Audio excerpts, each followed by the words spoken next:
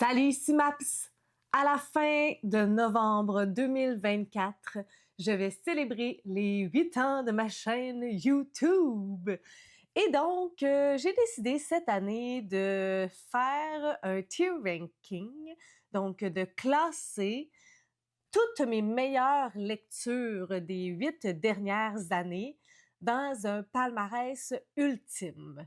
Donc, j'ai repris tous les livres que je vous ai mentionnés, tous les livres qui ont fait partie de mes tops année après année.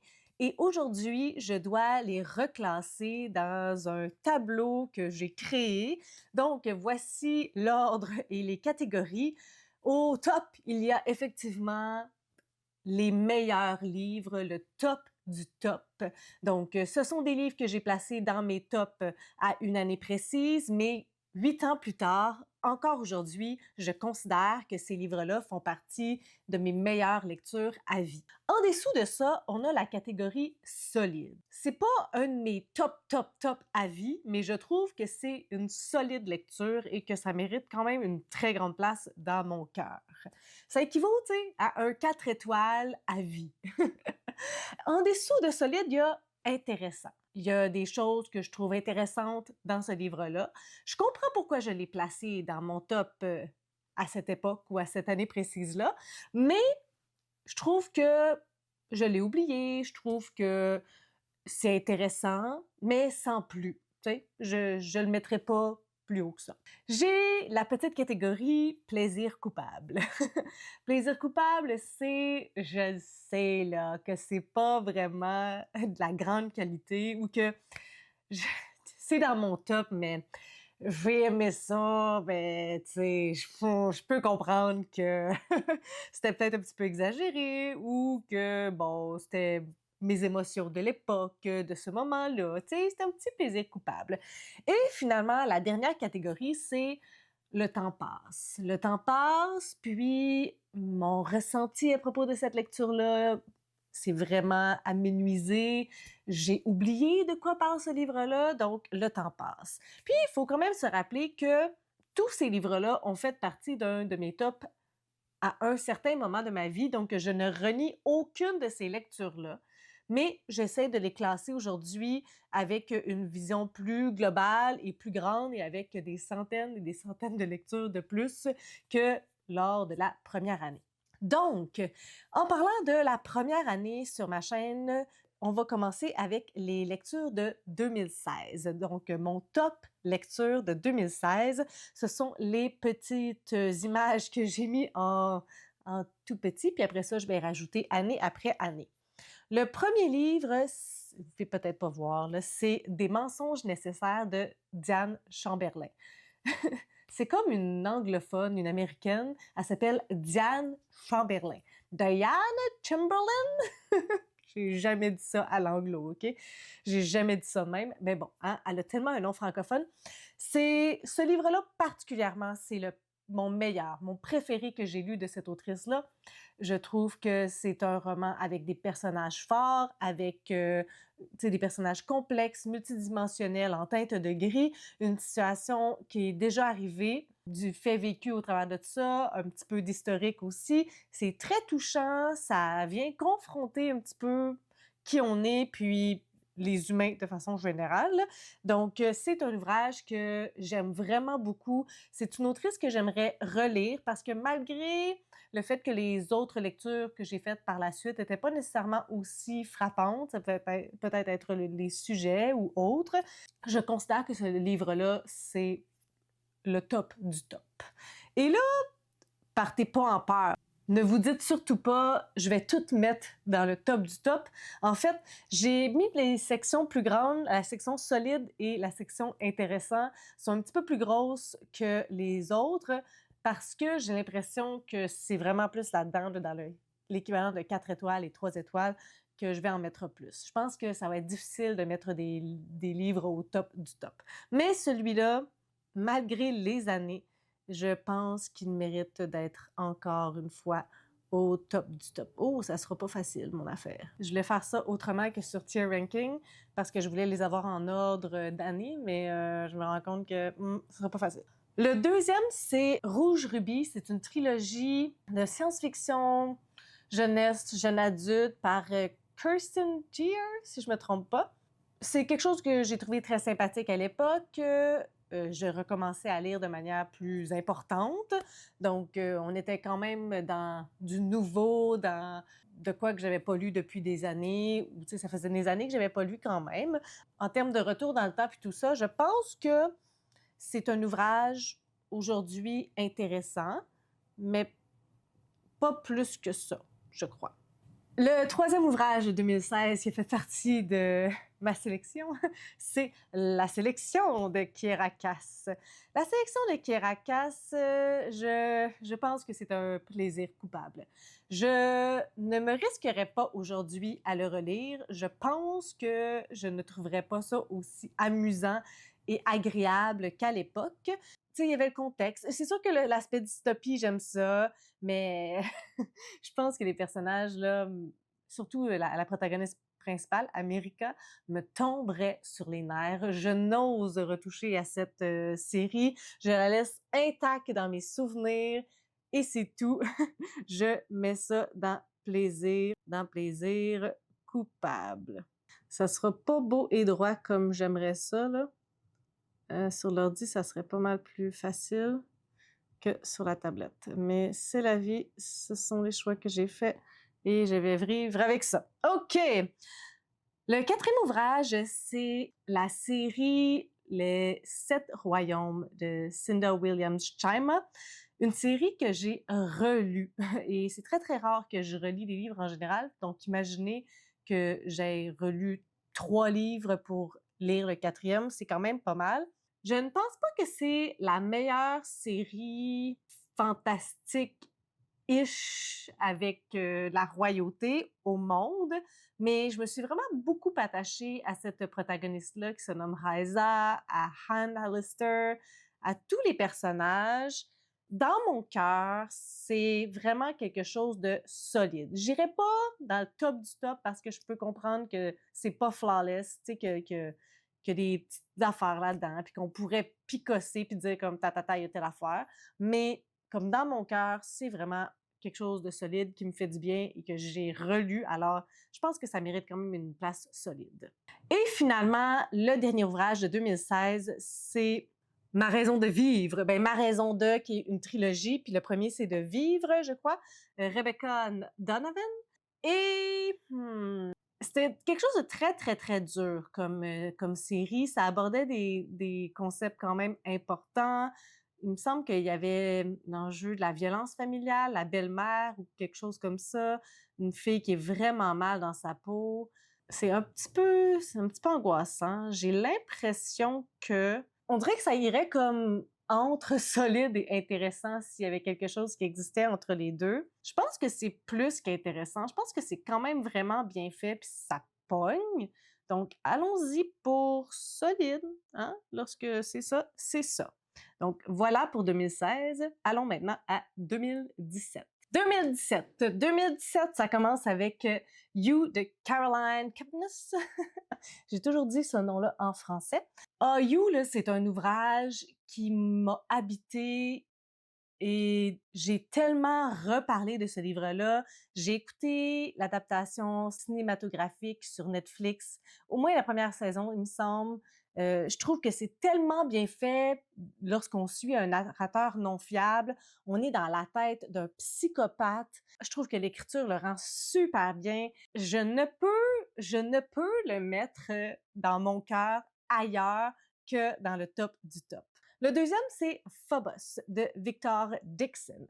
Phobos, je crois que, tu sais, c'est encore une fois dans la dystopie futuristique. On est avec beaucoup de personnages. Ça, c'est quelque chose que je lui reproche à ce livre-là, dans le sens qu'il y a beaucoup de personnages, mais on s'attache pas vraiment à personne, même à la protagoniste principale. Pour moi, c'était vraiment l'action qui était intéressante, les revirements de situation, les rebondissements. C'est vraiment un story-driven. C'est vraiment un roman, une série. J'ai tout lu, là. J'ai vraiment aimé ça. Je pense que ça va au-delà d'intéressant, selon moi. Je serais prête à le relire. Je serais prête à lire la BD aussi, qu'avec Phobos, j'ai vraiment eu une grosse bosse Phobos. mais c'est ça, je trouve qu'il y a quand même une petite lacune au niveau des personnages, donc j'y vais avec solide. J'ai d'ailleurs relu des trucs de Victor Dixon. Il y a jamais rien, puis on s'en reparlera, il y a jamais rien qui arrive complètement à tout m'avoir sur tous les points, mais je trouve qu'il est quand même vraiment là, c'est un auteur assez fort. Donc, on y va pour Phobos que je place à solide. Par la suite, il y a Nos et moi de Delphine de Vigan. L'année passée, j'ai lu tout ce que Delphine de Vigan avait publié jusqu'à l'an passé. Et Nos et moi, c'était le premier que j'ai lu de cette autrice-là. Ça fait aussi très longtemps, en 2017.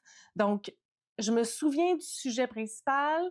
On dirait que j'hésite à le mettre dans le top parce que j'aurais besoin de le relire. Tu sais, peut-être qu'en le relisant, je me dirais waouh, vraiment, j'ai l'impression que c'est mon préféré de Delphine de Vigan, mais c'est vraiment biaisé parce que tous les autres, je les ai lus très récemment. Donc, je pense que je vais le mettre dans solide. Je pense que pour l'historique qu'on a en ce moment, puis le fait que je ne l'ai pas revisité, je peux pas vraiment le mettre plus haut que ça. C'est quand même très haut, ce livre-là. Par la suite, c'est Naufrage de Biz. Ce livre-là m'a détruite. C'est un autre livre qui a vraiment chamboulé plein de choses à l'intérieur de moi.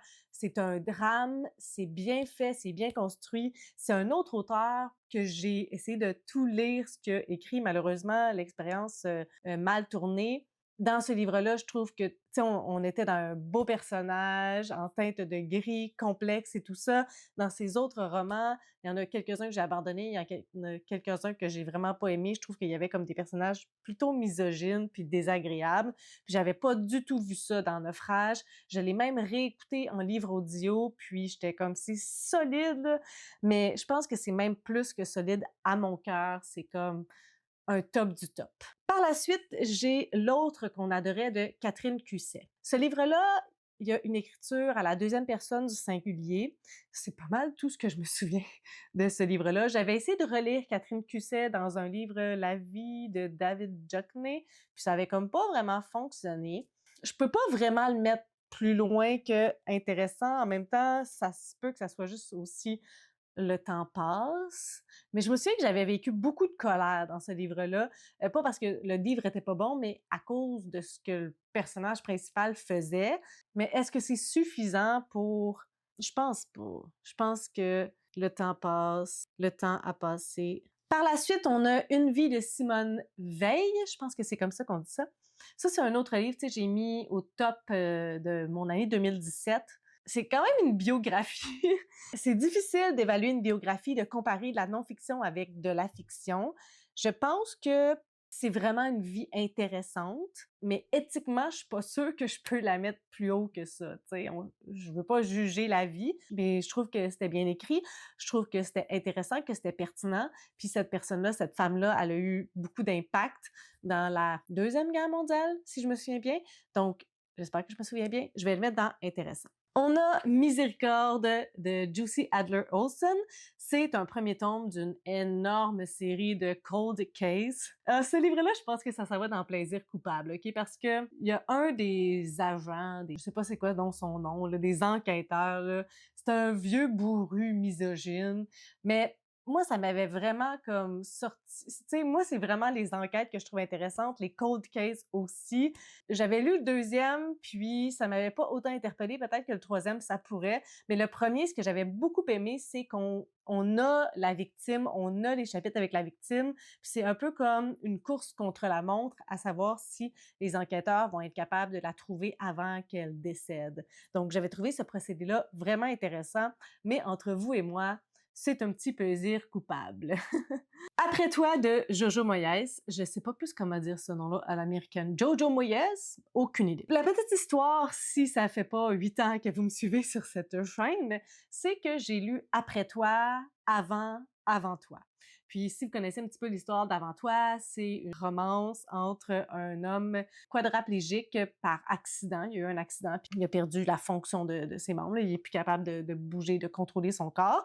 Donc, il est paraplégique aujourd'hui, puis il y a quelqu'un qui vient s'occuper de lui. Lui aimerait ça utiliser l'aide médicale à mourir, donc on est quand même dans des sujets lourds. Puis la personne qui va venir s'occuper de lui, ben c'est une jeune fille, Lou, me semble qu'elle s'appelle, puis elle va tomber en amour avec lui. Mais lui, ben, il veut pas de cette vie-là, Donc, il y a quand même comme objectif, tu sais, d'arrêter sa vie. Ça, c'est le 1 qui s'appelle Avant toi. Puis après ça, il y a le 2 qui s'appelle Après toi. Puis moi, j'ai commencé par Après toi, puis ça se lisait super bien quand même si j'avais pas lu l'histoire d'amour avant. C'était vraiment comme un livre de reconstruction de soi. J'ai beaucoup aimé ça. C'est très différent d'Avant toi, mais j'aimais bien. J'aimais pas particulièrement Lou. Elle est un peu étrange, puis un petit peu difficile à aimer, mais j'avais quand même beaucoup d'intérêt, puis je trouvais ça touchant et tout. Donc, j'irais peut-être dans plaisir coupable ou intéressant. Tu sais, c'est comme limite des deux. Et finalement, le dernier ouvrage de 2017, c'est Riquette à la houppe de Amélie Nothomb. Celui-là, c'est que je m'en souviens tellement pas, là. Puis, il y a quelque chose comme ça avec les livres d'Amélie Nothomb. J'en ai lu quelques autres après, puis même avant. Puis je trouve que comme sur le moment, parfois, ça me fait vraiment beaucoup d'effet. Puis après ça, c'est de quoi ça parle, ce livre-là? Silence radio. Donc, malheureusement, il va rentrer dans Le temps passe. On y va pour 2018. On a quand même une bonne petite quantité, là. Je faisais des bons top 10, mais c'est rien comparé à 2020, genre. Je sais pas ce qui s'est passé en 2020, là. Je savais pas faire des choix. OK. 2018, moi, Simon, 16 ans, Homo sapiens. Je pense que c'est ça le titre au complet. C'est pas Becky Albertalli, c'est elle? Ouais, c'est ça. J'étais plus sûre de ma vie. Un petit livre jeunesse, même pas jeune adulte, je crois. Tu sais, je pense qu'il était intéressant parce qu'on parlait d'homosexualité, si je me trompe pas. Mais j'irais vraiment pas plus que ça pour moi actuellement dans ma vie et mon top à vie. Donc, allons-y pour intéressant. Après ça, on a un autre Delphine de Vigan, Rien ne s'oppose à la nuit, qui était un petit peu à propos de sa mère. Quand même assez touchant. J'ai l'impression qu'il était quand même moins bon dans mon cœur que nous et moi. Je pense pas qu'ils peuvent aller sur la même ligne. Donc, je vais le mettre dans intéressant. Mais, tu sais, encore une fois, ça fait longtemps que je les ai lus parce que c'est un petit peu compliqué. C'est mon ressenti de maintenant. Par la suite, on a Les enfants du fleuve de Lisa Wingate. Puis celui-là, c'en est un que, oh mon Dieu, je me souviens tellement pas de quoi ça parle. Tellement pas. C'est un roman historique. Il me semble qu'au départ, il y a une affaire de bateau. Hey, mais sans plus, là, sans plus. Donc, malheureusement, le temps a passé sur ce livre-là et c'est très peu de choses qui m'en restent. Un autre, Amélie Nothomb, Frappe-moi le cœur. Je pense que j'avais préféré Frappe-moi le cœur à Riquette à la houppe, mais encore une fois, demandez-moi de quoi ça parle, je ne pourrais vous dire. J'ai pas envie de le mettre dans Le temps passe. Je trouve que c'est peut-être pas fair, mais je peux pas le mettre vraiment super haut. Je vais y aller pour intéressant, compte tenu que vous me demanderiez de quoi ça parle aujourd'hui, puis je serais comme... Mais il me semble que je l'ai préféré à beaucoup de trucs que j'ai lus d'Amélie Nothomb. Par la suite, on a un livre Rue des Remparts de Micheline Lachance. Il me semble que c'était en deux voix. Il y avait deux personnages qui s'échangeaient des lettres, entre autres, qui nous faisaient découvrir l'histoire et tout ça, mais encore là, je pense que c'est intéressant, mais je vais le mettre dans Le temps passe. Par la suite, on a Être face à la rue de Jean-Marie Lapointe, qui est une non-fiction. Donc, c'est vraiment des discussions qu'il y a eu avec des personnes sans domicile fixe. Je trouve que c'est un roman qui m'a chamboulée. Je disais donc que je trouve que c'est un livre qui m'a chamboulée, qui m'a fait réfléchir, puis apporter des nuances. Vraiment, je trouve que ça m'a modifié ma perception des personnes sans domicile fixe. Tu sais, j'avais quand même une vision de jeune adulte favorisée, là. Donc, je trouve que c'était vraiment intéressant. Encore une fois, difficile de le comparer à de la fiction, mais je pense que c'est vraiment un ouvrage solide. J'irais vraiment, là, ça a eu un impact dans ma vie. Je pense que ça devrait être lu ou écouté. Il y a eu une petite série télé, là, que je pense que j'avais écouté quelques épisodes, mais je pense que ça devrait être lu par tout le monde, puis nous sensibiliser un petit peu à leur réalité. Par la suite, on a Le cercle littéraire des amateurs d'épluchures de patates par Marianne Schaffer et Aniba Rose. Ce livre-là, c'est un livre historique épistolaire, donc en échange de lettres. Je sais pas où le placer parce que j'ai tellement aimé ce livre-là, mais j'ai l'impression que c'est comme un plaisir coupable. Je suis pas sûre que si je le revisitais, que j'apprécierais autant la construction, les personnages et tout ça. C'était comme un petit peu mièvre, un petit peu gna gna gna. OK, je vais le mettre dans plaisir coupable. Par la suite, on a Moi aussi j'aime les hommes de Simon Boulris et Alain Labonté. Ouais, c'est ça. C'est non-fiction, encore une fois, puis c'est un ouvrage que j'avais trouvé très intéressant. Encore une fois, je peux pas vous dire que j'ai retenu quelque chose de ce livre-là, tu sais, au-delà du fait que thématique d'homosexualité, thématique d'échange, d'ouverture, d'expérience, puis d'un désir de partager. Donc, tu sais, je pense pas que ça vaut pas la peine de le lire. C'est pas ça que ça veut dire, le temps passe, mais c'est juste que tu sais, j'aurais pas beaucoup d'arguments pour le vendre aujourd'hui, ce livre-là, outre que comme je l'ai aimé en 2018, puis je pense que c'est intéressant. Alors, allons-y pour là. On a ah, Fleur captive de Virginia C. Andrews. Ce livre-là, il y a comme un préjugé favorable parce que ça a été un des premiers romans que Sylvain Desmenties m'a suggéré, puis un des premiers romans que j'ai vraiment beaucoup aimé dans ceux que Sylvain Desmenties m'a suggéré. Puis là, au fur et à mesure des années, ben, il y a d'autres personnes qui se sont jointes au club Fleur captive. Je n'ai pas terminé la série, donc je vais vraiment prendre ce livre-là en tome 1 individuellement. Je pense que c'est vraiment un livre solide. Là. Je pense qu'il fait vraiment bien les choses. Je pense que c'est un page-turner. Je pense que c'est fait avec beaucoup de subtilité, beaucoup de douceur. Je pouvais complètement comprendre pourquoi une telle relation entre frères et sœurs se développe ainsi dans les circonstances, où est-ce qu'ils sont, puis comment ça s'est passé et tout. Je pense que ça le fait. Je sais que je devrais peut-être le mettre dans plaisir coupable, mais non, je pense que c'est solide, OK? C'est solide. J'ai de la misère à déplacer mes affaires. OK. Par la suite, on n'a Jamais plus de Colin Hoover. Donc, si vous avez suivi, on est en 2018 lorsque j'ai lu ce livre-là. Je vous avouerai qu'il y a eu comme des controverses un petit peu récemment dans la dernière année avec ce livre-là, puis je me sentais très mal. Je pense que j'ai même mis ma vidéo privée. J'avais fait une vidéo pour uniquement ce livre-là parce que, ben, je me souvenais pas trop.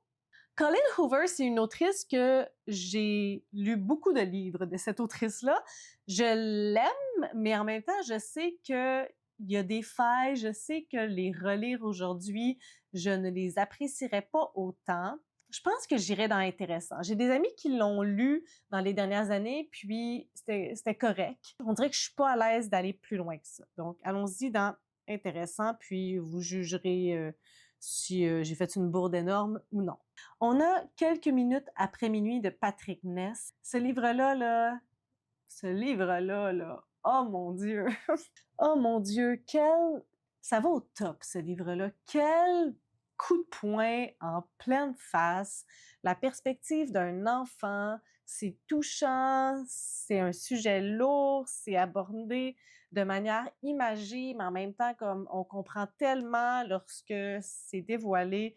C'est vraiment touchant. Je peux pas le mettre ailleurs que top du top. Il faudrait que je le revisite aussi. Je pense que ça pourrait être pertinent, mais tellement touchant. Puis le dernier ouvrage de 2018, c'est Un monde mort comme la lune de Michel Jean. Premier ouvrage que j'ai lu de cet auteur-là, et après ça, mon Dieu, j'ai lu tout ce qu'il a écrit. Ça fait longtemps que j'ai lu Un monde mort comme la lune. Je me souviens plus tant de l'intrigue et de ce dont ça parle. Je pense pas que c'est son meilleur à Michel Jean, ce livre-là, mais moi, à l'époque, ça me l'a quand même fait découvrir. J'irais peut-être dans intéressant. Je veux pas le mettre trop bas, tu sais, il a quand même déclenché quelque chose en moi. Les souvenirs sont faibles, mais je pense que c'est un roman intéressant. Mesdames et messieurs, on s'en va en 2019. Donc, on a quand même une petite sélection pour 2019. Ça commence avec Fanny Cloutier de Stéphanie Lapointe. J'ai pas terminé la série. Je pense qu'il y a un tome que je n'ai pas lu. Je pense que c'est divertissant. C'est pas un temps qui passe. Je pourrais très bien dire de quoi ça parle, mais je suis vraiment pas le public cible. Puis tu sais, c'est pas un livre que j'ai trouvé renversant, mais je trouvais que c'était divertissant, puis que ça traduisait quand même bien cet âge ingrat du début de l'adolescence. Donc, je vais y aller dans Petit plaisir coupable. C'est pas très coupable, mais c'est pas grave. Après ça, il y a Quelqu'un de Nicolas Giguère, un ouvrage qui me fait découvrir cet auteur-là. Depuis, on a des up and down, lui et moi. Dans Quelqu'un, c'est là que je l'aime le mieux, c'est là que je l'ai aimé le plus. J'ai trouvé ce livre-là vraiment excellent. Je pense que ça mérite plus que quelque chose de solide. Je pense que ça fait partie d'un de mes tops à vie. Donc, j'y vais pour au top du top. Hey, pour l'instant, c'est quand même pas si pire séparé, là. Je trouve qu'il y en a un petit peu pour tout à toutes les années. C'est pas pire. Mais là, le prochain, Les Suicidés d'eau claire d'Éric Mathieu, ça, c'est un livre que j'ai trouvé brillant. J'ai été avalée par ce livre-là. C'est une belle brique de 500 pages que j'ai lu là, en one sitting. J'ai ouvert le livre, je l'ai lu, je suis sortie de là des heures plus tard. Est-ce que ça serait la même chose si je le relisais aujourd'hui? Je ne sais pas, mais je pense que c'est vraiment la grosse bombe. Je l'envoie lui aussi au top du top. Par la suite, il y a L'art d'écouter les battements de cœur de Jan Philip Senker.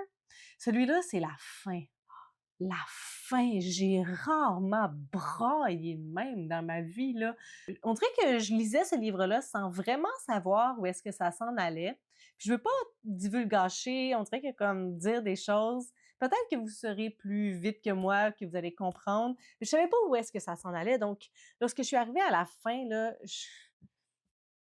aïe aïe!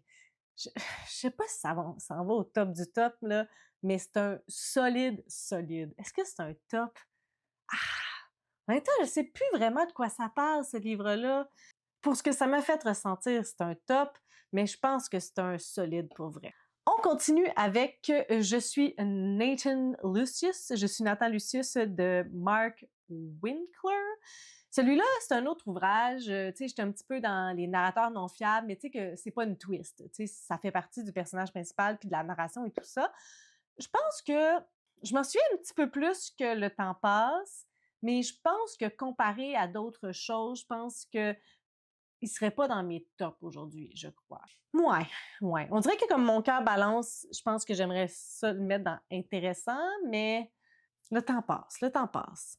Le premier tome de la trilogie de Cynthia Carbonneau, Maleficus. Je n'ai pas terminé cette série-là. Le troisième tome, je l'ai abandonné. Il y avait vraiment une vibe différente aux deux premiers. Puis les gens qui ont moins aimé les deux premiers ont beaucoup aimé le troisième. Donc, juste pour dire, moi, le premier, je l'avais aimé. Je pense qu'il y a un petit quelque chose de plaisir coupable dans le sens que peut-être que les raisons pourquoi j'ai vraiment aimé ça, tu sais, c'est un petit peu quirky. Est-ce que ça rentre dans plaisir coupable ou dans intéressant? On dirait que je suis comme entre les deux. J'aimais ça qu'ils se battent avec des haches. C'est vraiment niaiseux que ça soit une des seules choses qui me reviennent de ce livre-là, mais tu sais, c'est une histoire autour d'un royaume, puis de bataille, de politique et tout. Je vais mettre dans plaisir coupable, OK? Par la suite, on a le livre de Michelle Obama, Devenir. Ça, c'est un non-fiction, une non-fiction sur sa vie, mais aussi sur sa rencontre avec Barack Obama. Il me semble que ça c'était séparé en 3 parties, genre moi, toi, puis nous, ou quelque chose comme ça. Vraiment intéressant au niveau de, tu sais, de sa vie et tout ça, de ce qu'elle a accompli en tant qu'individu elle spécifique. Tout ce que Barack aussi, on le découvre pas en tant que président des États-Unis, mais en tant que mari, en tant que lover, en tant que prétendant amoureux. J'avais trouvé ça vraiment, vraiment intéressant. Mais je pense même plus qu'intéressant. Je pense que c'est solide comme ouvrage, donc c'est là que j'envoie ça. Par la suite, il y a Hansel et Gretel, le conte interdit d'Yvan Godbout. Pourquoi ce livre-là est là? C'est une de mes premières découvertes avec la secte. Et celle-là, c'en est une, ma foi, weird, weird, weird. J'ai des souvenirs très vifs des extraits de ma lecture de ce livre-là. J'ai l'impression qu'il y a un petit quelque chose de plaisir coupable, dans le sens que lorsque je l'ai lu, j'avais le cerveau à off, puis il y a souvent peut-être des petites choses, tu sais, qu'on pourrait dire mais moi, l'aspect secte, ça m'a vraiment renversé, donc je pense que ça va aller dans plaisir coupable.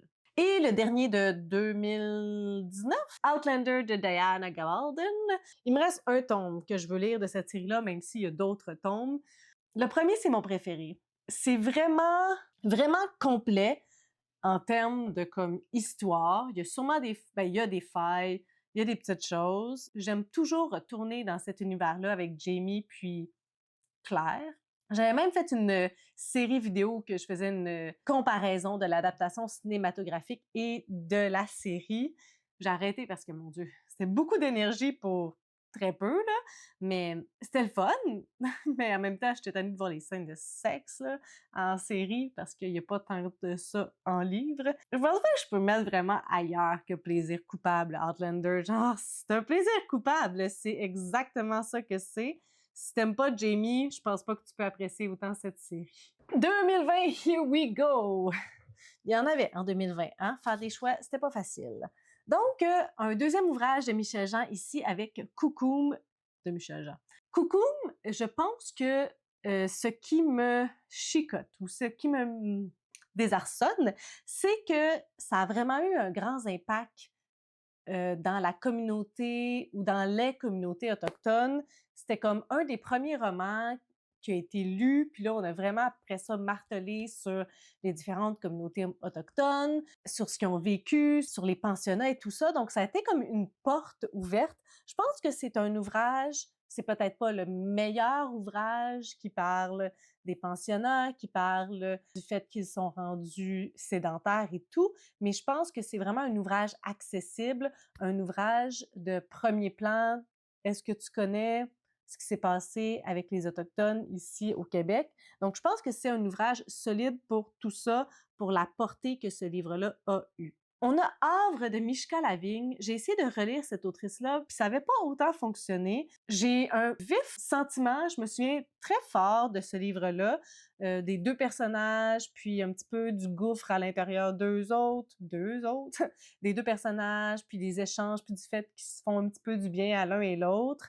Je pense que ça peut pas vraiment aller plus loin que intéressant par contre, mais c'est une lecture que je recommande et dont j'ai beaucoup parlé. Par la suite, on a La Bête de David Goudreau. J'ai mis l'intégrale ici. Mon tome préféré, c'est le deuxième, mais c'est parce qu'on est en milieu carcéral. Alors là, on est dans de thématiques que j'aime vraiment beaucoup. Je pense que c'est un ouvrage, encore une fois, qui a fait à cette époque-là quelque chose qu'on ne faisait pas souvent, avec un personnage non fiable. Très intéressant pour ça. Je pense que c'est solide pour l'époque. Aujourd'hui, à revisiter, ça a peut-être pas tout à fait bien vieilli. Donc, j'irais peut-être à intéressant, tu sais, ça se rentre les deux. Les Grandes Chaleurs de Michel-Marc Bouchard, ça, c'est une autre pièce de théâtre que j'ai trouvée ultra divertissante. Il y a un petit quelque chose de plaisir coupable dans ce livre-là, mais je pense que c'est quand même plus que ça. J'irais dans franchement intéressant.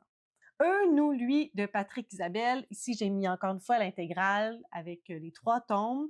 Je pense que ça, c'est vraiment une série très, très top qui parle d'intimidation à l'école, de violence, des répercussions que ça peut avoir et tout ça, puis des répercussions que l'intimidation peut avoir, que la violence peut avoir, puis tout amalgamé sur ça. Je trouve que c'est vraiment un ouvrage coup de poing, vraiment très, très bien fait.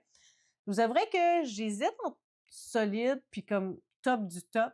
Je serais pas gênée de recommander ce livre-là à personne. C'est fort, c'est bien fait, c'est puissant. Ouais, je pense que j'y vais au top.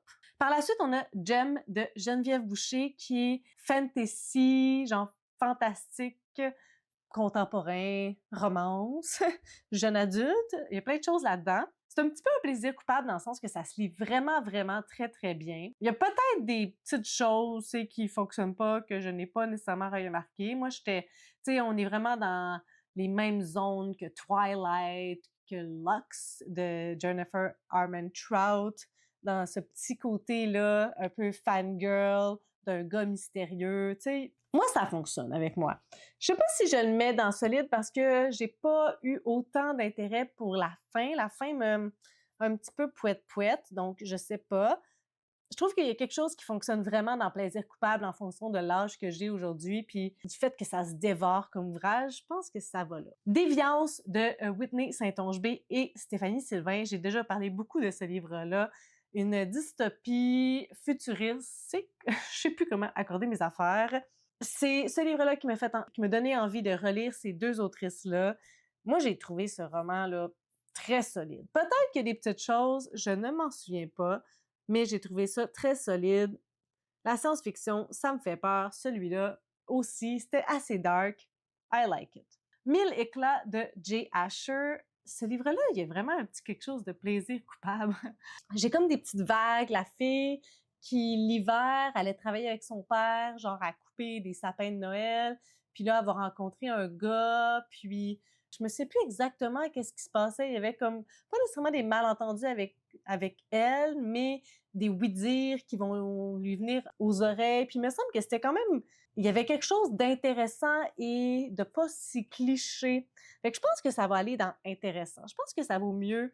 Je pense, je pense que il y avait quelque chose d'intéressant. Ouais, j'irais confortablement là. Rosa de Rosa de Caroline Dorca-Fenech. Elle a écrit un ouvrage tout récemment, puis là, son titre, à toutes les fois, ça m'échappe. Il me semble qu'il y a 2 mots. Je veux relire cette autrice-là. Rosa de Rosa, ça parle d'une mère, puis son fils, il est accusé d'une affaire grave. Je me souviens plus si c'est viol ou meurtre. On est là-dedans. Puis, tu sais, comme une mère qui découvre que son fils est accusé de ça, c'est comme la dualité entre protéger son enfant, mais en même temps essayer de découvrir la vérité. Mais est-ce que tu veux vraiment savoir la vérité? J'y pense, là, puis j'ai plein de frissons. Un sujet tough au top de ma vie, je pense. Rosa de Rosa, ça y va. Je veux vraiment la relire. Bilanda de Vicky Mujinga Kalamba est une histoire de vie, l'histoire de sa grand-mère. Vraiment intéressant, niveau historique, au niveau culturel aussi. C'est dur, hein, c'est dur. Je pense que je le mettrais dans vraiment intéressant comme ouvrage. J'ai pas de vraiment intéressant, mais je le mettrais dans vraiment intéressant. Par la suite, on a Cherché Sam de Sophie Bienvenue. J'ai lu tout ce que Sophie Bienvenue a écrit. Je l'aime vraiment beaucoup d'amour. Est-ce que Chercher Sam, c'est mon préféré? J'aime vraiment beaucoup et au pire, on se mariera. Je l'ai relu. J'ai écouté l'adaptation cinématographique. J'ai fait une comparaison entre les deux. Chercher Sam, je l'aime beaucoup pour la fin, tu sais, ses coups de poing. Puis en même temps, le sujet du gars qui a tout perdu, qui est rendu sans domicile fixe, puis son chien, c'est toute sa vie. Je pense que c'est vraiment solide. Par la suite, on a Chienne de Marie-Pierre Lafontaine, un ouvrage dur, mais dur. Des mots coups de poing insupportables. C'est genre une phrase par page, mais comme t'en as le souffle coupé. Je pense que ça s'en va dans du solide. Je sais pas si je suis prête à le mettre au top du top de ma vie, mais c'est minimalement très solide. J'ai relu Marie-Pierre en essai, mais elle n'a pas écrit d'autres choses en roman, si je me trompe pas. Par la suite, on a Un ange cornu avec des ailes de tôle de Michel Tremblay. Là, je l'avais lu en 2020, je l'ai relu cette année avec Sylvain Desmenties. C'est vraiment très, très bon, ce livre-là. C'est vraiment... Ah, c'est solide. Est-ce que je peux dire que c'est un top du top? On dirait que lorsque je l'ai relu cette année, j'étais comme « Ah, j'ai vraiment beaucoup aimé ça », mais tu sais, ça a comme solidifié le fait que c'était super bon, mais je pense pas que c'était comme un de mes tops à vie. Alors, j'y vais, il n'est pas d'accord, j'y vais dans solide. Et le dernier, c'est Méconnaissable de Valérie Jessica Laporte, un ouvrage vraiment intéressant, un premier roman qui aborde une enfant autiste. On est dans sa tête à elle. Je trouve que c'était vraiment bien fait. C'est très solide, puis elle aussi, elle en a un deuxième. Je sais pas, il me semble si c'est la suite, mais je voudrais définitivement la relire. Alors ça, c'est 2020. On s'en va en 2021. OK, 2021, on y va avec Princesse promise de Naomi Choret.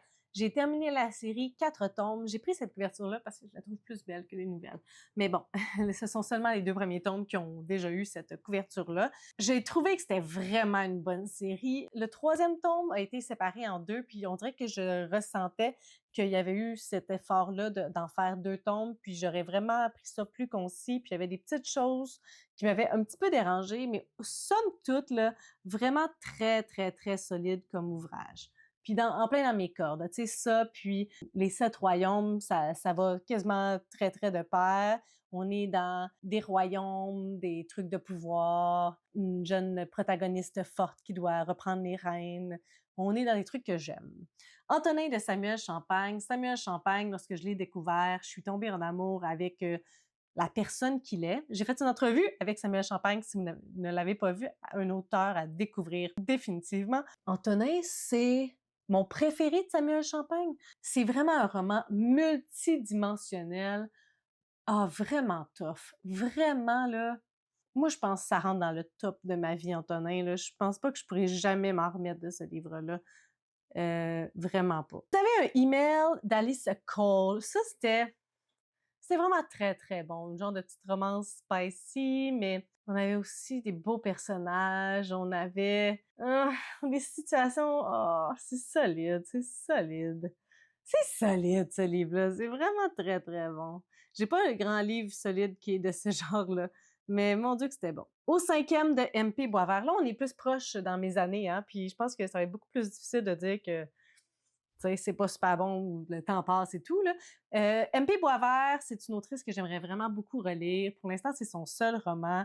J'ai tellement aimé ce livre-là. C'est un petit peu un aspect de ma personnalité que je ne lis vraiment pas beaucoup. C'est un roman très feel-good, un roman avec très peu de situations problématiques, tout ça. On est dans l'amour, on est dans l'acceptation de l'autre, des différences. Et c'est du top, là, c'est du top de ma vie, ce livre-là. Vraiment, vraiment, il clash avec tout le reste qui fait mal.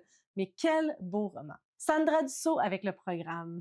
Ça aussi, c'est vraiment solide. Un livre de dystopie, science-fiction, jeunesse-ish. Je pense que ça s'en va dans très, très solide. On a Les Sept Maris d'Evelyn Hugo, hein, parce que à l'époque, Sous le ciel, elle voulait qu'on lise ça. Depuis qu'il a pris beaucoup d'ascension, je trouve qu'il a comme perdu un petit peu de sa noblesse. Je sais pas si je suis prête à dire que c'est solide. Tu sais, il y a quand même des petites choses, des petits défauts. La journaliste est un petit peu, il me semble qu'elle est un petit peu pas si intéressante, mais je mettrais est-ce que c'est un plaisir coupable? Il y a quelque chose un petit peu de plaisir coupable, mais il y a quelque chose de vraiment intelligent quand même dans ce livre-là. Je suis pas sûre que intéressant, c'est ça qui me mérite, mais c'est là qui va aller, je pense. Fif et sauvage de Shane Michael, de la poésie. Hey, j'ai pas grande poésie, mais ça, c'est de la poésie qui fait mal, mais qui est vraiment bien écrite. Ça fait longtemps que je l'ai pas lu, par contre. Tu sais, je peux pas me souvenir d'un vers, là. Je vais le mettre dans intéressant, mais je pense que ça mérite plus que ça. Extincta de Victor Dixon. Donc, tantôt, on a parlé de Phobos en 2021. J'ai lu Extincta, la finale de ce livre-là. Vraiment, c'est super bien construit. C'est solide. C'est solide. Je pense que je l'ai préféré à Phobos parce que j'ai vraiment beaucoup aimé les personnages d'Extincta. Encore une fois, il y a quand même des petits passages à vide dans ce livre-là. Mais si Phobos est dans Solide, je pense qu'Extincta doit être dans Solide. Par la suite, j'ai La famille Landry de Virginia C. Andrews. La famille Landry, là, c'est du plaisir coupable, mais comme très coupable, OK? C'est très, très coupable. Et finalement, J'ai peur des hommes de Vivek Shraya. Très, très bon. Très, très bon. Un genre d'essai qui nous fait réfléchir, qui est vraiment coup de poing. Je pense que c'est très solide comme livre. Je pense que c'est très solide. 2022! Ben, j'y arrivais! C'est la question que tout le monde se pose. Alors, Réponds à la lumière d'Emma El-Marie. Ah, c'était bon ce livre-là. C'est weird, là, c'est weird. J'ai tellement aimé ça. Je pense pas que je peux le mettre dans le top du top parce qu'il y a comme la fin. Mais j'aimais ça dans Solidement délicieux ici. Mukbang de Fanny Demeule. Outre l'aspect des codes QR, je pense que c'est mon préféré de Fanny Demeule. Et puis je dis ça, puis j'ai tellement aimé Roux-Clair naturel avec Déterrer les eaux, comme comment c'est imbriqué les deux ouvrages ensemble. Mais Mukbang, il est quand même spécial. Je pense que je le mets dans le top du top. Auprès de toi, pour toujours, il me semble qu'il n'y a pas de pour toujours. En tout cas, de Kazuo Ishiguro. Et mon Dieu, Ishiguro. Ah, j'ai trouvé ça solide comme livre. J'ai vraiment aimé ça. J'ai vraiment aimé ça, malgré que c'était comme très lent et comme, je peux pas vraiment vous dire, là, son genre, parce que j'ai l'impression que ça vend un petit peu le tout. Mais c'était très, très bon. Très, très, très, très bon. J'ai déplacé les solides, mais je pense que j'en ai encore pas assez de place pour mes solides. On a la série Sight de Neil Shusterman. Là, j'ai mis le deuxième tome parce que je pense que c'est le deuxième, mon préféré de tout ça. Et il était vraiment solide. Il était très, très, très, très bon. Puis je pense qu'au final, c'est là que cette série devrait aller. Vraiment très, très solide. Shades of Magic de V.E. Schwab. C'est vraiment pas une série parfaite. C'est une série que je pensais dans le premier tome que ça s'en allait dans une direction, puis c'était pas ça. Dans le deuxième, j'ai aimé l'aspect jeu et tout. Le troisième, bataille, tu sais, finale. Je mettrais ça plus dans intéressant overall avec mon sentiment là, final de cette série-là. Mais il y a vraiment des aspects que j'ai beaucoup aimés. Mais Les Cerfs-volants de Kaboul de Khaled Hosseini, c'était vraiment très, très bon. Très, très bon. Très, très bon. Est-ce que ça s'en va au top? Ah, je pense que oui. Je pense que oui, ça s'en va au top. J'ai pas grand historique au top, hein? Mais je pense que ça, là, ouais. Après, on a Les Enfants endormis d'Anthony Passeron au premier tome qui parle des années du sida comme en Europe. Vraiment intéressant. Vraiment bien fait. Comme un bon livre, je pense pas que je peux le mettre vraiment plus loin que ça, mais j'ai trouvé ça très intéressant. Poisson à pattes de Blanc. J'ai l'impression que ce livre-là devrait être comme un petit plaisir, plaisir coupable, je sais pas. C'est difficile à expliquer pourquoi j'ai aimé ce livre-là. Quelque chose de comique. Les mots me manquent. Les mots me manquent. C'est un petit plaisir coupable. Beartown de Frederick Backman. Je pense que c'est la petite ville des grands rêves. Beartown, j'ai vraiment beaucoup aimé. Je veux d'ailleurs lire le deuxième. Je pense qu'il a été traduit parce que c'était assez récent comme ouvrage. C'est une trilogie. C'est pas le premier que je lis de cet auteur-là. J'ai lu aussi, je me souviens plus exactement du titre, mais c'est comme un vieillard haïssable et détestable, Ovi. Et c'est ça. C'est un auteur dont j'aimerais définitivement lire plus d'ouvrages, mais celui-là, je l'ai beaucoup aimé. Je tergiverse parce que je pense que ça aurait pu rentrer dans mes tops à vie. J'en ressens encore beaucoup d'émotions, mais c'est vraiment pas un livre auquel je me réfère ou duquel je parle très souvent. Donc, je sais pas si ça mérite vraiment d'être au top du top. Et l'autre chose, c'est que j'ai pas lu la suite. Donc, tu sais, ça peut quand même jouer. Là, j'ai lu le premier tome de la trilogie. Alors, je vais y aller pour solide. Et je viens de me rappeler que j'ai plus grande place dans le solide. Donc, on va, on va faire de notre mieux, encore une fois, pour... je vais peut-être le mettre en dessous, puis j'essaierai peut-être de faire quelque chose avec ça tantôt. Et le dernier, c'est Par le feu de Will Hill. Will Hill. C'est une histoire de secte basée sur des faits vécus. C'était une histoire très touchante. Je pense que ça va plus haut qu'intéressant, mais en même temps, cette année-là, j'ai lu quand même beaucoup d'ouvrages qui étaient à propos des sectes. D'ailleurs, il me semble qu'il y avait un autre livre de secte. C'était peut-être un top de 2023. Il me semble que je l'avais mis là. Puis parfois, je mélange Par le feu avec The Boy on Fire parce que je trouve que c'était vraiment les deux ouvrages qui étaient le plus axés sur la secte. Parce que je me mélange un petit peu, je vais le mettre dans intéressant. Mais définitivement, c'est une grande suggestion de ma part, ce livre-là. On y va pour la dernière année. Est-ce que c'est possible? 2023. Entre-temps, j'ai fait une petite réorganisation pour avoir un petit peu plus de place pour les solides parce que j'imagine qu'il va y avoir d'autres titres dans cette catégorie-là. 2023, ça n'a pas été une année fantastique au niveau de mes lectures. Donc, c'est un top que je considère avec des failles, des ouvrages que j'ai aimés très fortement pour certains aspects, mais pas nécessairement dans leur totalité, dans leur globalité. Donc, allons voir ce que ça donne. Deux filles pour un roi, c'est un roman historique de Philippa Gregori, quelqu'un dont je veux relire. Et c'est pas encore fait, puis je m'en veux parce que j'ai tellement, tellement, tellement aimé ce livre-là. Je tergiverse en ce moment parce que j'ai comme envie de dire que ça a vraiment été une grosse lecture, comme un top du top pour moi. En même temps, c'est très, très, très récent. Je trouvais que c'était tellement bien fait, j'ai tellement embarquée. Ça se peut. J'ai pas beaucoup d'historique pour une fille qui en lisait beaucoup. Je peux pas dire que j'en lis encore beaucoup. Je vais le mettre dans le top du top. Je sais pas si je l'assume complètement, mais c'était une grosse brique que j'ai lue rapidement. J'ai appris plein de choses. J'ai vraiment aimé ça. Donc, on va y aller comme ça.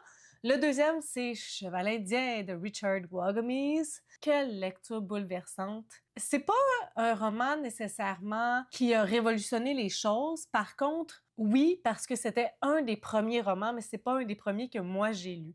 Tu sais, Michel Jean est arrivé après Richard Wagamese. L'histoire de Cheval indien, c'est un mélange pour moi de Cocoon et de Le vent en parle encore, tu sais. Je pense que c'est criant de vérité. Je pense que c'est un ouvrage vraiment ultra nécessaire. Puis ça a été écrit là très longtemps, lorsqu'on n'en parlait pas, lorsqu'on voulait pas nécessairement donner la voix à ces personnes-là. Je pense que pour tout ça et pour le fait que ça parle de hockey et que j'ai aimé ça, ça va aller dans le top. J'ai pas le choix. J'ai tellement parlé de ce livre-là, j'ai pas le choix. Par la suite, il y a Les éclairs de Bret Easton Ellis. Ça, c'est un des exemples de romans avec des failles que j'ai lus et que je n'ai pas aimé dans son entièreté, mais cette année-là, il s'est retrouvé au top du top. Je pense que je vais l'insérer, j'allais dire dans intéressant, mais vraiment un petit quelque chose de plaisir coupable dans ce livre-là. Tu sais, je pense que si ça n'avait pas été de la discussion que j'ai eue avec mes amis et tout ça, il n'y aurait pas eu autant d'impact. Il y avait vraiment un aspect narrateur non fiable que j'ai aimé, aussi comme un genre de thriller, mais il y avait des passages très, très longs, puis il y avait beaucoup d'insatisfaction à la fin de cette lecture-là, donc je vais y aller dans plaisir coupable. The Boy on Fire, c'est lui dont je vous parlais, d'Emma Green. Encore une fois, ça, c'est un ouvrage que j'ai vraiment beaucoup aimé pour l'aspect secte, mais que l'aspect romance, tu sais, je comprends pourquoi c'était là, mais c'était pas tout à fait mon aspect préféré, donc je vais y aller intéressant pour tout ce qui est secte. Ben, peut-être que vous avez préféré la romance, là, mais c'était pas un winner, c'est pas entièrement génial pour moi. Par la suite, il y a Capillaire, co-dirigé par Loïc Bourdeau et Fanny Demeule. Vraiment quelque chose d'intéressant, c'est de la non-fiction, donc encore une fois, c'est quand même difficile de comparer de la non-fiction avec tout le reste. Les recueils de nouvelles aussi, là-dedans, il y avait comme... C'était des textes, des témoignages, il y avait des trucs plus fictifs aussi, puis des trucs plus non fictifs, mais c'est difficile d'avoir un niveau haut pour tout lorsque c'est pas tout le même auteur. Je constate que c'est quand même intéressant et que c'est un des recueils de textes les plus forts que j'ai lus de façon générale. Donc, je vais y aller quand même dans intéressant. Puis, Libérer la culotte, je me souviens plus c'est qui les deux personnes qui ont co-dirigé, Geneviève Morin et Nathalie Roy. Non, Nathalie Anne Roy. Ça, c'est un ouvrage que j'ai vraiment beaucoup aimé, que j'ai trouvé super pertinent, super intéressant sur la diversité des orientations sexuelles, de la sexualité, des relations amoureuses et tout ça. Ça part de asexuel à romantique, à polyamoureux et tout ce qui est à l'intérieur de ça et même hors du cadre. J'ai trouvé ça... C'était comme un petit peu des échanges de lettres au départ, puis c'était très touchant, très personnel. J'ai l'impression que ça va au-delà d'intéressant pour moi. Je pense que c'est quelque chose qui devrait être lu et qui va dans solide. Delphine de Vigan avec, je pense que celui-là, c'est Les loyautés. Puis là, ben, je retourne dans mon dilemme. Je pense pas qu'il y a rien que j'ai aimé plus que Nous et moi, donc je peux pas le mettre là. Je vais le mettre dans intéressant. Ça se lisait vraiment rapidement. J'ai eu un bon plaisir, mais sans plus. Jusqu'à ce que ça fasse bang d'Alexandra La Rochelle. Je viens de lire la suite. À ce moment-ci, je vous en aurais pas encore parlé. Le premier tome, je l'ai trouvé super intéressant. Une jeune fille de 17 ans qui vit avec, qui va vivre de la violence psychologique de la part de son chum. C'est un ouvrage en format épistolaire, donc j'ai beaucoup aimé ça. C'est une protagoniste qui ressemblait à qui j'étais à cet âge-là, donc ça m'a vraiment comme fait mal. C'est sûr que c'est pas un ouvrage parfait, puis là, on a eu un live après ça, puis c'était la comparaison entre Match de Lily Boisvert, puis Jusqu'à ce que ça fasse bang d'Alexandra La Rochelle. C'est quand même un livre qui a fait partie de mes tops, puis je pense que c'était quand même un des plus forts de cette année-là. Je vais le mettre dans intéressant. Je pense qu'il y a vraiment des bonnes choses. Je suis pas sûre si ça rentre dans solide, mais je vais le mettre là. Puis après ça, on a Grown, Tiffany D. Jackson. Grown, c'est basé sur une histoire vraie. C'est vraiment touchant, une spirale de violence, une jeune fille qui veut devenir chanteuse, puis il y a un gars qui veut être son manager, puis là, il va comme l'isoler de ses parents, il va l'isoler de sa famille, puis il va y faire vivre des violences et tout ça. Puis la famille, contrairement à d'autres histoires qu'on peut lire, elle va vraiment vouloir retrouver leur fille, puis comme elle ne trouvera pas ça normal, qu'ils n'ont plus de nouvelles, puis ils laisseront pas ça aller, mais malgré tout, ils n'ont pas beaucoup de pouvoir face à quelqu'un qui est multimilliardaire, qui a beaucoup d'argent et qui est beaucoup dans la politique. Je pense que c'est vraiment un livre qui fait fort, qui fait vraiment mal, donc je vais y aller pour solide. Et le dernier, c'est Mexican Gothic de Silvia Moreno Garcia. Celui-là, je pense pas non plus que dans une autre année, il serait arrivé au top 10. J'ai tergiversé beaucoup pour l'insérer là. Il y a des choses que j'ai aimées. J'ai aimé un petit peu l'aspect weird, l'aspect quirkiness. J'hésite, je pense que ça va un petit peu dans un plaisir coupable pour l'instant, ce livre-là. Donc, voilà la charte officielle, le ménage que j'ai fait. Alors, le top du top de mes 8 dernières années, c'est le fun parce qu'il y en a quasiment comme un, deux chaque année. C'est vraiment bien séparé. Alors, on a des mensonges nécessaires, You, Naufrage, Quelques minutes après minuit, Quelqu'un, Les suicidés d'eau claire, Un ou lui, Rosa de la Rosa, Antonin, Au cinquième, Mukbang, Les cerfs-volants de Kaboul, Deux sœurs pour un roi et Cheval indien. Je trouve que ça me représente quand même vraiment très bien ça, des sujets touchants qui font partie de la vraie vie, qui sont vraiment arrivés. On a des fictions qui frôlent la réalité, des trucs éclatés. Bon, la ligne difficile est pas mal là, hein? Il y a peut-être juste au cinquième qui sort du champ des trucs difficiles. Quelqu'un est peut-être aussi pas si lourd, mais ouais, je suis vraiment satisfaite avec ça. Et là, il me reste une chose à faire que je voulais vraiment faire. Alors, 3 questions. La première, c'est de la maman lit. Depuis quand aimes-tu autant lire? C'est une grande question. En fait, j'ai commencé à lire comme tout le monde, là, au primaire, puis j'aimais beaucoup lire. Je lisais des gros ouvrages, beaucoup d'historiques, des grosses briques. Je lisais beaucoup, j'allais à la bibliothèque, puis j'aimais vraiment ça. Il y a définitivement eu un grand passage à vide avec les études, le secondaire. J'étais beaucoup dans la musique. Avec le cégep aussi, j'étais vraiment dans les sciences. Donc, il y a eu ce grand passage à vide-là où il n'y a pas eu de lecture vraiment dans ma vie. Et la lecture est revenue à la fin de mes études universitaires. Je travaillais dans une didactèque à l'époque, qui est l'équivalent d'une bibliothèque, mais avec un aspect didactique. Puis on avait de la littérature jeunesse et tout ça. Puis j'ai recommencé à lire un petit peu. J'ai eu la piqûre, j'ai re-eu la piqûre. Et depuis ce temps-là, j'ai juste un fort intérêt pour la lecture. Je me redécouvre parce que, tu sais, lorsque tu lis étant jeune, tu cherches pas nécessairement tes intérêts, tu lis ce qui est devant toi, tu sais, si tu aimes une série, tu vas la lire au complet, tu te poses pas tant de questions, mais en tant qu'adulte, là, ben, je suis vraiment dans un processus à me découvrir en tant que lectrice et je trouve ça vraiment intéressant. Mais voilà, ce serait ma réponse courte-ish que, tu sais, à peu près, là, ça fait 8 ans que ma chaîne existe. Tu sais, là, 10 ans à peu près, la lecture est revenue dans ma vie de manière spontanée et très forte. Puis depuis ce temps-là, ça n'a pas vraiment lâché. La deuxième question, c'est de Steph Greg 9. Comment tu arrives à tout faire? Tu m'impressionnes. Écoute, cette question-là, j'ai vraiment pas l'impression de tout faire, OK? J'ai l'impression que je fais pas de ménage chez nous, j'ai l'impression que je fais pas vraiment de bouffe, je fais pas tout. Je lis, je filme et je fais du montage de manière très brève et facile. Je ne sais pas, j'ai pas de réponse à cette question-là. J'ai pas beaucoup d'autres hobbies, donc lorsque mon fils, je le couche, ben après ça, c'est ça que je fais. J'essaie de jongler entre ça, mais lire, filmer, puis faire des vidéos, j'aime ça, donc je priorise ça devant autre chose.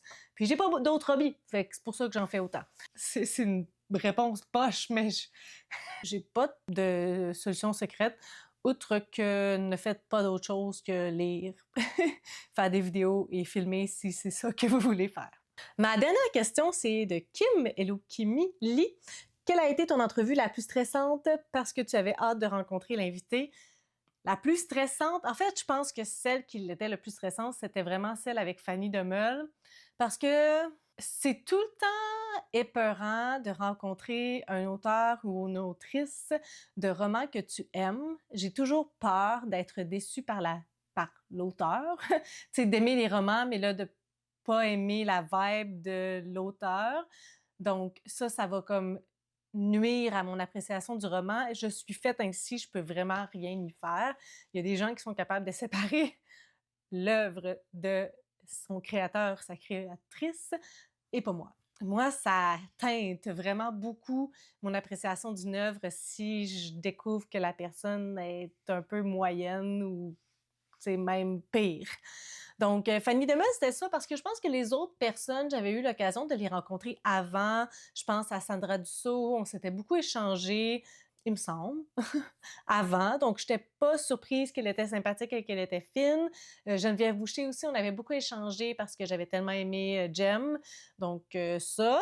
Samuel Champagne, j'avais vu des entrevues de lui, puis on s'était parlé au salon aussi. Puis Fanny Demel, ça s'était passé par le biais du Salon du livre de l'Outaouais parce que j'avais proposé de faire des entrevues avec les autoristes invités de cette année-là.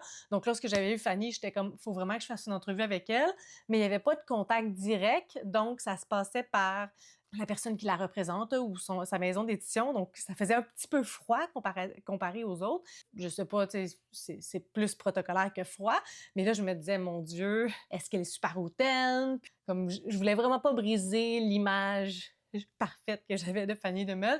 Et finalement, c'est pas arrivé. Elle est super sympathique. Elle est vraiment gentille, comme super, le fun à discuter. On aurait discuté pendant des heures. Donc, ça a été une de mes entrevues préférées parce que j'ai lu tout ce qu'elle avait écrit, puis j'ai tellement tout aimé, puis j'étais comme en plein, on avait plein d'atomes crochus, donc ça a bien été, puis rapidement, je me suis rendu compte que j'allais pas être stressée, mais le avant, je vous avouerai que je pense que c'est vraiment elle qui m'a le plus stressée préalablement. Voilà, déjà 8 ans sur YouTube. Mon mari m'avait proposé de faire un genre de time capsule pour mes 10 ans. Mais je sais pas ce que je peux imaginer qui va se passer pour mes 10 ans. Actuellement, il y a des choses intéressantes dont je peux pas super gros vous parler, mais regardez bien 2025, vous allez en entendre parler.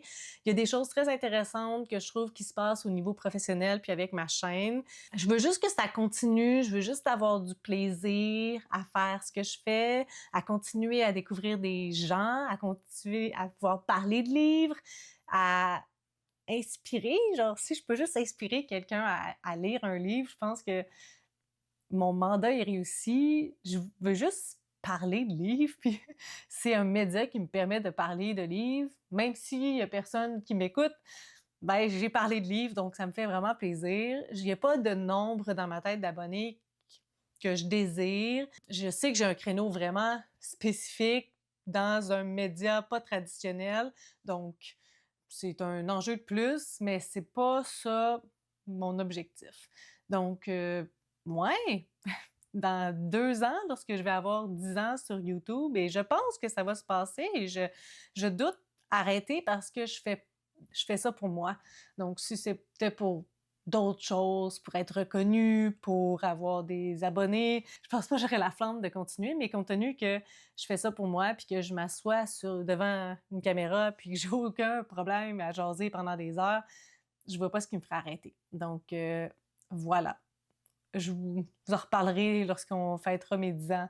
Je regarderai vers le passé, puis je me dirai, ben, c'est ça qui s'est passé finalement. C'est cool. Sur ce, si vous avez des suggestions, des critiques, des commentaires, n'hésitez pas à le faire en dessous de ma vidéo. Je publie une vidéo le samedi. Si vous avez aimé cette vidéo, n'hésitez pas à mettre un petit pouce, à vous inscrire à ma chaîne. Et sur ce, je vous souhaite de bonnes lectures.